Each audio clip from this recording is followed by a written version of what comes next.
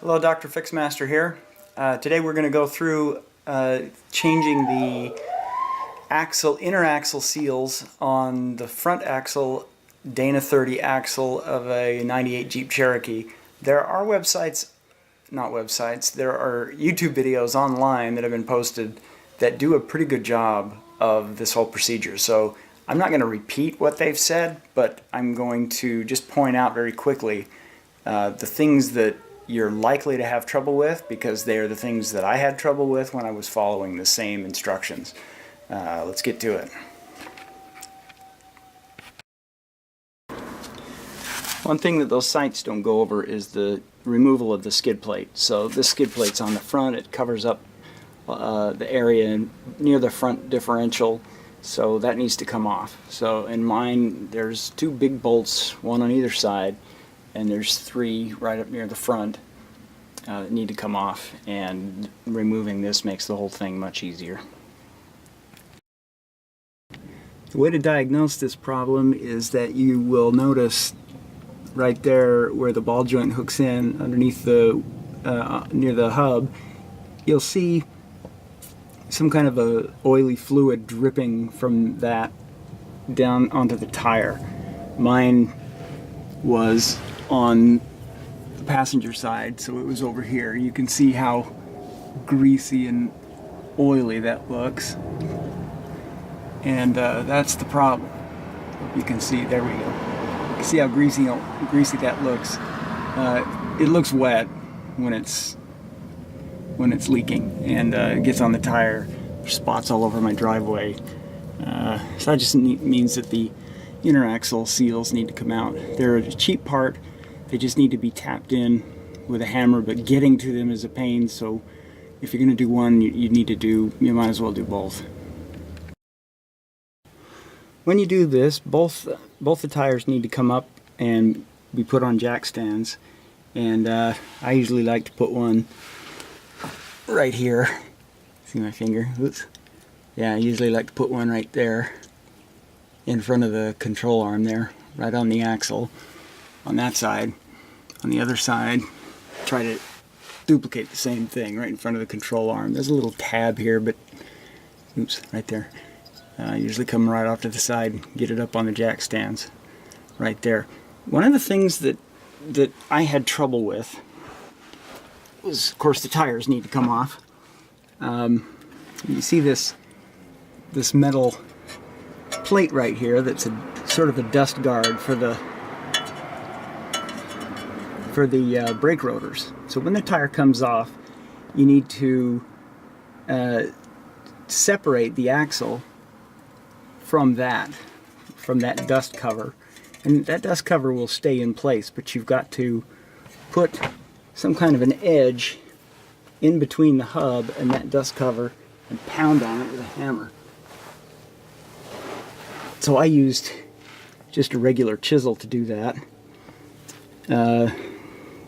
in the front. I'm not going to bother taking the tire off because you can do that and you can see it, you can visualize it on the website of this guy whose link I'm going to post at the end of this video.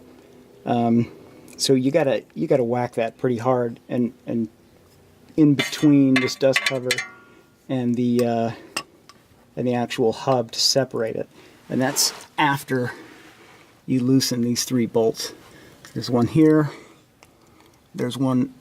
Oops, can you see it? There's one here. There's one up higher, right underneath the ball joint. Right up there, right underneath the ball joint, and then coming on the other side, there's another one that's right over here, right there, those three. And so those bolts come out. You might want to put some bolt blaster on them, tap on them for a bit just to loosen them up a bit. But I noticed that on one side, the axle, the hub came out very easily, and on the other side I had to really pound on it, because I think that corrosion gets in that hub and changes the effective size of it, so it gets sticky. Don't be afraid to beat on it a little bit to separate it, but once you do that, the axles will slide right out, and You can free up that space so that you can work in there.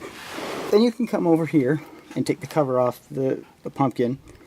I had a little bit of trouble with that, and it was because there was enough corrosion around these bolts that my socket was slipping on them, and it was a little tough to get into position. But if you use a 1 foot extension like this, it was enough to get me past the pipes and the bars and everything else, so that I was able to get this into position each time and get sufficient torque on those to break them loose.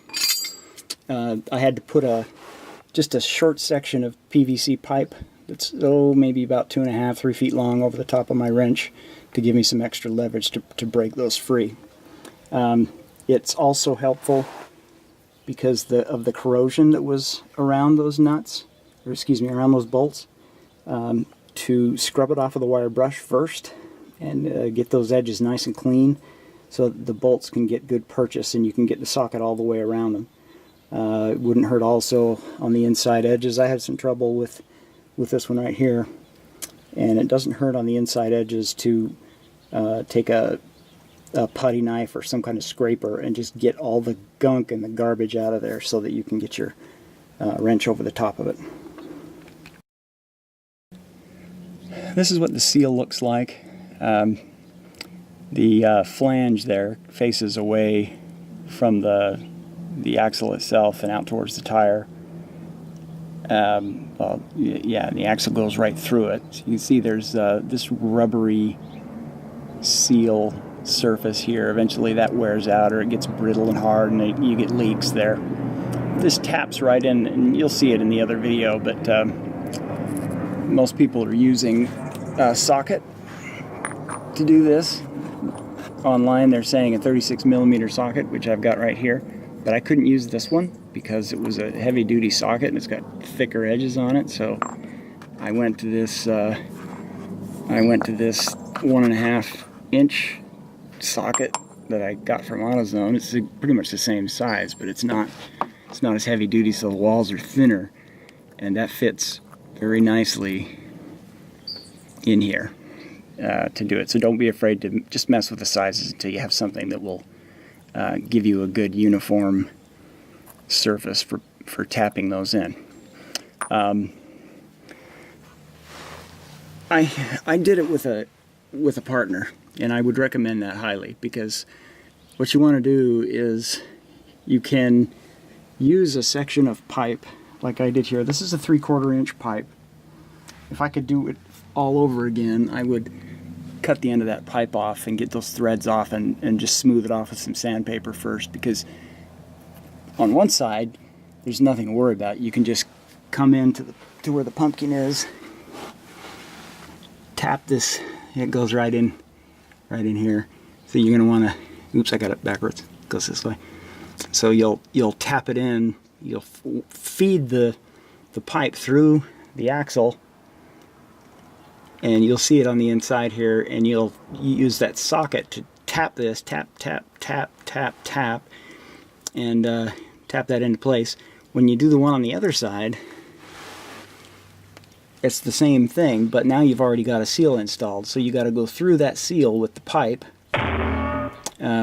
and that's why I recommend having 2 people to do it, because it's pretty imperative in my mind to have somebody under here guiding the pipe, guiding the socket, make sure everything is lined up nice and straight when you're putting it in. Otherwise you have no visibility on it and you're just guessing. You want to see that slide in, and you want to have the person who knows what they're doing underneath here to guide these things as they get tap, tap, tap in. They go about, I don't know, maybe a quarter, third of an inch before they're seated in there properly and done.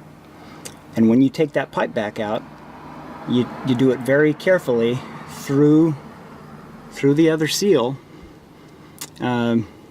Now I would recommend doing the side when you're facing the front of the vehicle on the left first, and then doing this side later because, or let's see, no, the other way around. So the first one, you want to run the pipe in where you need the longest length first.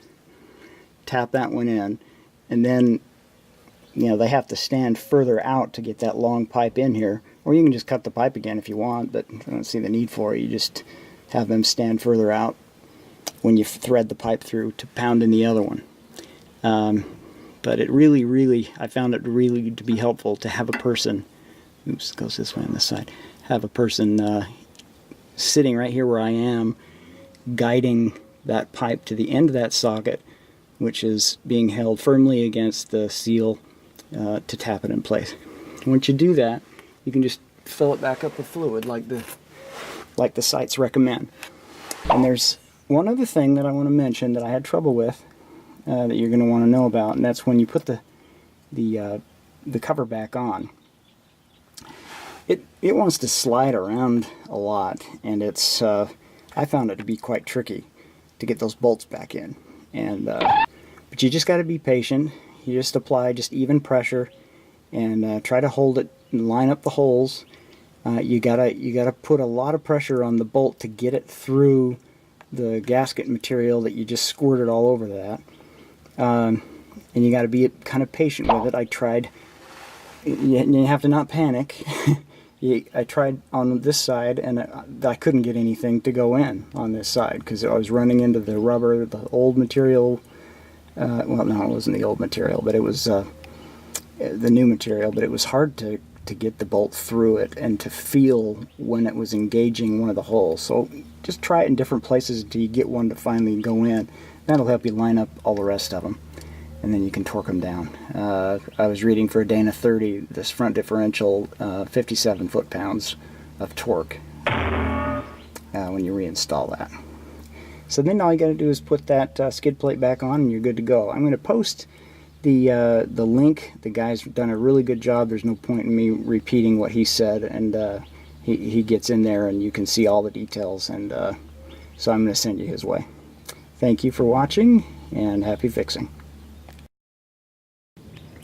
One more thing I'm going to highly recommend is that when you reinstall your axles after putting the inner axle seals in place, is to pick up a pair of these outer axle dust covers. It's an actual plastic piece that inserts into the axle hole where the axle goes, and you know, the old plastic cover is really not worth much. There's so much garbage and dust and dirt and grime that ends up in there.